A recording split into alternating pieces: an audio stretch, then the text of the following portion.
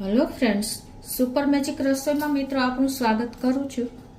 આજે ટ્રીક અને ટિપ્સનો વિડીયો તમારી સાથે શેર કરું છું જે કિચનને કનેક્ટેડ છે. ગમે તો લાઈક કરજો, શેર કરજો અને નવા મિત્રો સબસ્ક્રાઈબ કરવાનું ના ભૂલતા. બાજુમાં રહેલ બેલ આઇકનને પણ પ્રેસ કરી દેજો જેથી કરીને લેટેસ્ટ વિડીયોની માહિતી ડેઈલી મળતી રહે. તો આજે ટ્રીક એવી છે ને મિત્રો કે આપણે પનીર ફાડીએ છીએ ને ત્યારે ઘણી વખત હાર્ડ થઈ જાય છે અને એકદમ સોફ્ટ નથી થતું, એકદમ રૂ જેવું પોચું નથી બનતું. તો એના માટે તમારે એક નવી આઈડિયા શેર કરું છું કે તમારે શું કરવાનું છે કે પહેલાં તો આપણે જો દૂધને ગરમ કરવા મૂકી દેશું. આ મેં ગરમ કરવા મૂકી જ દીધું છે અને એક ઉફરો આવે ને ત્યાં સુધી આપણે ગરમ કરવાનું છે. હવે આપણે થોડુંક 3 થી 4 ચમચી જેવું પાણી લઈ અને એમાં આપણે 1 ચમચી કોર્નફ્લોર નાખી દેવાનો છે અને એને આપણે એકદમ ડાયલ્યુટ કરી દેવાનું છે પાણીમાં જ.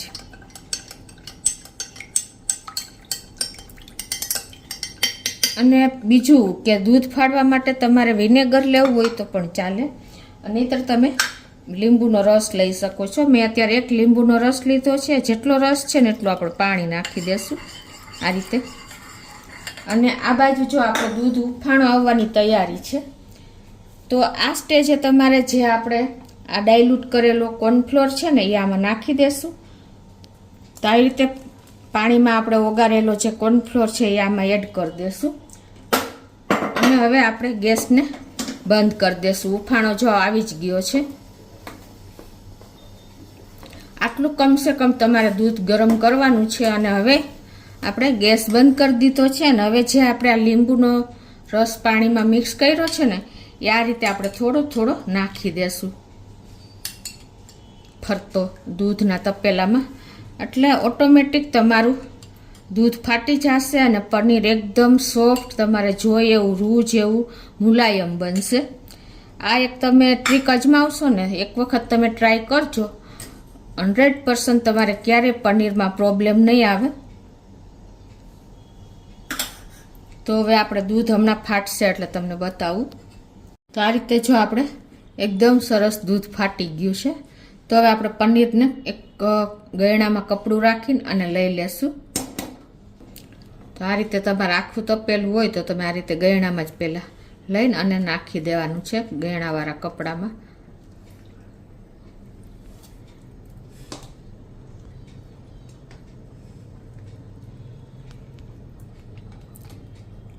તો તમારે કોઈ પ્રોબ્લેમ જલ્દી નહીં આવે. તો આ રીતે આપણે બધું જ પનીર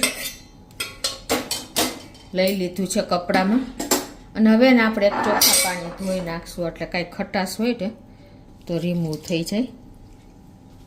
તમારે એને આ રીતે એકદમ સરસ સ્ટ્રેન કરી અને નિતારી લેવાનું છે અને પછી તમારે એને આ રીતે પ્રેસ કરી અને માથે વજન મૂકી દેવાનું છે એટલે એકદમ સરસ તમારું પનીર થઈ જશે તૈયાર. હવે બીજી ટ્રીક શેર કરું છું. અત્યારે આપણે પહેલી ટ્રીકમાં જે મેં તમને પનીર બતાવ્યું એકદમ સોફિસ્ટિક પનીર કઈ રીતે બનાવવું. હવે આપણે જો દાડમ લેવા જઈએ છીએ માર્કેટમાં, અત્યારે દાડમની પણ સિઝન ફૂલ ચાલે છે, તો દાડમ પાકેલું છે, સારું છે અને એકદમ તમને ફૂલ મીઠું મળે ને એના માટે તમારે શું ધ્યાન રાખવાનું ખબર છે? દાડમ લેવા જાઓ ને ત્યારે તમારે દાડમની ઉપરનો જે ફૂલ હોય છે ને, જો આ ફૂલ, એ ફૂલ તમારે ખુલેલું હોવું જોઈએ અને થોડુંક ડાર્ક થયેલું હોવું જોઈએ. તો એ એકદમ દાડમ તમારું પાકેલું હશે અને મીઠું હશે. જો આ ઉપરનું ફૂલ બંધ હશે ને તો તમારું દાડમ હજી કાચું હશે અને કડસું લાગશે. એટલે ખાસ તમે આ દાડમમાં પણ જોજો ઉપરનું ફૂલ ખુલેલું હોય તો જ તમારે એ દાડમને ચૂઝ કરવાનું, નહીંતર તમને કાચું મળશે. હવે મિત્રો ત્રીજી ટ્રીક એ છે કે જ્યારે આપણે ટેટીની સિઝન હોય ત્યારે આપણે શક્કરટેટી લેવા જઈએ છીએ તો શક્કરટેટી એકદમ મીઠી છે એના માટે તમારે શું ધ્યાન રાખવાનું ખબર છે? શક્કરટેટીની ઉપરનું ડંઠલ હોય ને એ કાળું પડી ગયેલું હશે ને, એકદમ લીલું નહીં હોવું જોઈએ. પીળું થઈ ગયું હોય કાં કાળું થઈ ગયું હોય ને તો એ ટેટી એકદમ મીઠી હશે અને જો ઉપરનું ડંઠલ એકદમ લીલું ગ્રીન હશે ને તો એ ટેટી કાચી હશે. તો અને હંમેશા તમારે પોળી પટ્ટીવાળી ટેટી, જે પટ્ટા હોય છે ને એમાં પોળી પટ્ટીવાળી ટેટી પસંદ કરશો ને તો એ ટેટી પણ મીઠી હશે, અને ડંઠલ સૂકેલું હશે ને એ ટેટી મીઠી હશે. તો આવી નાની નાની બાબત તમે ધ્યાન રાખશો ને તો તમે ફ્રૂટ લેવામાં ક્યારેય છેતરાશો નહીં. અને હવે પછીની ટ્રીક એ છે કે તમે આપણે મરચાં લઈ આવીએ છીએ ને ત્યારે થોડાક ટાઈમમાં જ એકદમ લંઘાઈ જાય છે અને મુરઝાઈ જાય છે. તો એના માટે તમને ખ્યાલ જ હશે કે આ ઉપરની ડંઠલ તમારે બધી રિમૂવ કરી દેવાની છે આ રીતે. અને પછી તમારે એને સાદું તેલ નથી લગાવવાનું, પણ સરસોનું તેલ જે આવે ને એ તમારે લગાવવાનું છે. તો આ રીતે તમારે ખાલી સેજ આમ આંગળી કરી અને આ રીતે સરસોનું તેલ તમારે બધા મરચાં માથે લગાવી દેવાનું, અને એને તમારે એરટાઈટ ડબ્બામાં આ રીતે મૂકી દેવાના છે. આ રીતે સેજ સેજ તેલવાળો હાથ કરીને અને ડંઠલ તોડીને અને તમે મૂકશો ને તો તમારા મરચાં ક્યારેય પણ બગડશે નહીં. 15 થી 20 દિવસ સુધી આવાના આવા મરચાં રહેશે તમારે. તે તમારે એરટાઈટ ડબ્બો ફ્રીજમાં રાખી દેવાનો છે. હવે મિત્રો પછીની ટ્રીક એ છે કે આપણે ઘણી વખત જો ફ્રીજ નીચે કે સોફા નીચે કે તમારે પલંગ હોય એની નીચે તમારે વાળવું હોય તો આપણી સાવરણી પોતું પણ નથી થતું, અને સાવરણી પણ આપણે જાય છે પણ સરખું પોતું નથી થતું. તો કચરા અને પોતું તમારે પલંગ નીચે કે સોફા નીચે કરવું હોય એકી સાથે, તો તમારે શું કરવાનું, આવી રીતે તમારે સાવરણી લઈ લેવાની છે અને પછી તમારે એને આ રીતે કપડું વીંટી દેવાનું છે સાવરણીમાં. જુઓ આવી રીતે તમે એકદમ ખાલી તમારે કાંઈ બાંધવાની જરૂર નથી, આ રીતે તમારે એને વીંટી જ દેવાનું છે. આ રીતે સાવરણીમાં લગાવી જ લેવાનું છે. અને પછી એક છેડો તમારા હાથમાં રાખવાનો છે એટલે છૂટું નહીં પડે કપડું.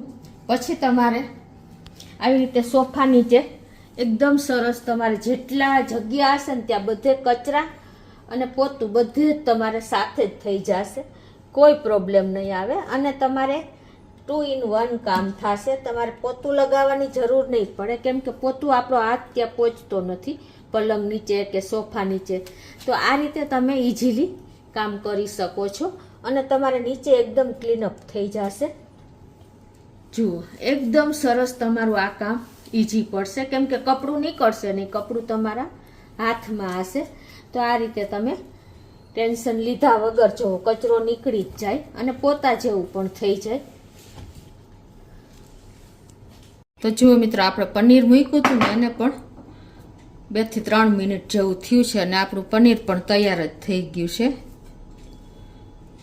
જો આટલું સોફેસ્ટિક પનીર તમારું તૈયાર થશે, તમને ખ્યાલ આવી જતો હશે. એકદમ રૂ જેવું પોચું, તમને ખાલી થોડોક પીસ તોડીને જ બતાવું. જો છે ને એકદમ સરસ તમારું પનીર તૈયાર થયું છે. તમારે રસગુલ્લા બનાવવા હોય કે આપણે રબડી બનાવવી હોય તો પણ સરસ થઈ જશે. આટલું સોફેસ્ટિક પનીર બનાવવા માટે તમારે કોર્નફ્લોરનો ઉપયોગ કરવો પડશે. એકદમ જો રૂ જેવું પોચું છે ને. તો ચોક્કસ તમને આ 5 ટ્રીક મેં આજે તમારી સાથે શેર કરી છે. બધી જ કિચનને કનેક્ટેડ ઉપયોગી છે લેડીઝ લોકોને. તો ચોક્કસ તમને આ વિડીયો ગમશે મિત્રો. ગમે તો લાઈક કરજો, શેર કરજો અને નવા મિત્રો હવે સબસ્ક્રાઈબ કરવાનું તો બિલકુલ ના ભૂલતા.